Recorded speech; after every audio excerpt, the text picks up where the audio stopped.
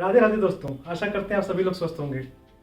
स्वर्ग, नरक, haven, hello, जन्नत, जहन्नुम, इन शब्दों का मानव इतिहास में, मानव के पूर्ण विकास में और खासकर आध्यात्मिक यात्राओं में, धार्मिक रीति रिवाजों में इसका बहुत महत्वपूर्ण स्थान है।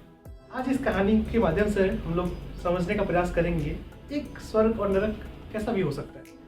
एक बार एक बहुत बड़े बिजनेसमैन थे, बिजनेस टाइकून थे, और वो कोई खानदानी बिजनेस टाइकून नहीं थे, मतलब कि उनको विरासत में वो बिजनेस मिला था, ऐसा नहीं था। तो वो जो थे वो बिल्कुल सेल्फ मेड, जो बोलते हैं सेल्फ मेड बिलियनियर ऐसे थे। तो उन्होंने अपना पूरा ज़िंदगी मेहनत किया, पैसे कमाए, फिर अपना पूरा साम्राज्य खड़ा किया, पूरे दुनिया भर में उन्होंने अपना बिजनेस फैलाया। समय आया कि बुजुर्ग हो गए, समय आया फिर थोड़ा बुढ़ापा आया और फिर अपने समय के साथ वो गुजर गए।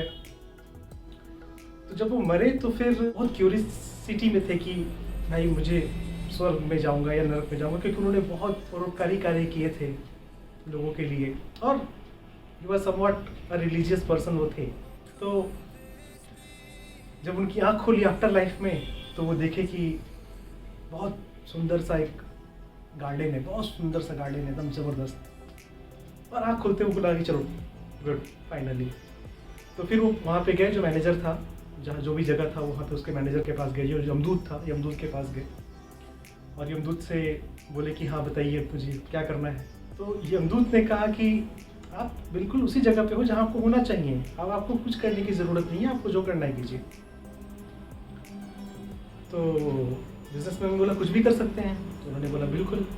तो फिर वो पूरा अपना पहले जाके पूरा गार्डन घूमे, फिर स्विमिंग पूल में गए, स्विमिंग पूल में नहाए, फिर जो भी वो अपना करना चाहते थे कर सकते थे। बहुत ढंग का खाना खाया, हालांकि उनको किसी चीज़ की कमी थी नहीं शुरू से ही, but still he tried everything कि स्वर्ग का फल कैसा होगा, स्वर्ग का खाना कैसा होगा, स्वर्ग का स्विमिंग पूल कैसा होगा, स्वर्ग का गार्डन कैसा होगा, स्वर्ग की कार कैसी होगी। उन्होंने सब चीज़ ट्राई किया पूरा, और एवरीथिंग वॉज लिमिटलेस, किसी चीज़ की कोई लिमिट नहीं थी और किसी चीज़ को कोई कमी नहीं थी। तो उन्होंने पूरा एंजॉय किया। 3 महीने बाद ही उनको थोड़ा बोरियत होने लगा कि यार अब क्या करूं मैं दिन भर, मतलब कितना गार्डन घूमूं मैं, कितना समुद्र की यात्रा करके आ जाऊं, कितना मैं होटल में रुकूं, अपने रूम में रुकूं, कितना गाड़ी से घूमूं। तो अब कुछ समय बाद उनको बोरियत होने लगी इन सभी चीज़ों से।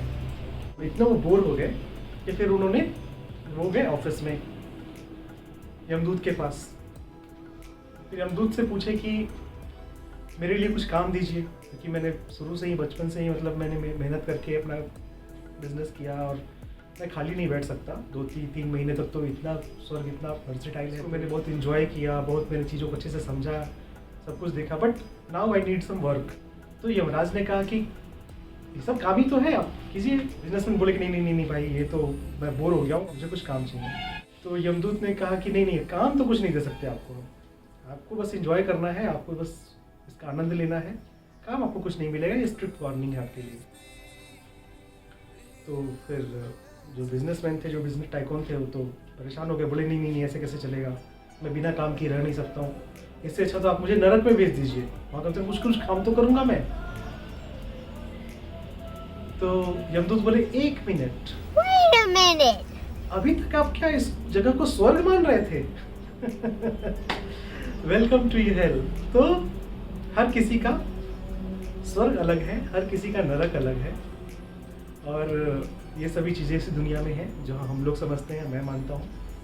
तो जो इंसान जिस चीज़ को बहुत अच्छे से पसंद करता है, जो इंसान जो करना चाहता है उसको से दूर कर दिया जाए, उसके लिए नरक है, और जो चीज़ को जो चाहता है वो उसको मिल जाए, वो उसके लिए स्वर्ग है। बहुत सिंपल है।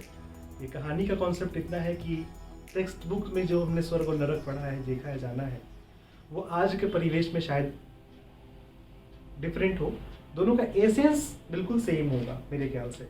आपको ये कहानी कैसी लगी ज़रूर शेयर कीजिएगा, और इसी तरह हम लोग आपके साथ और नई कहानी शेयर करते रहेंगे, और आपके सपोर्ट के लिए बहुत बहुत थैंक यू। आज का एपिसोड ये समाप्त होता है, धन्यवाद।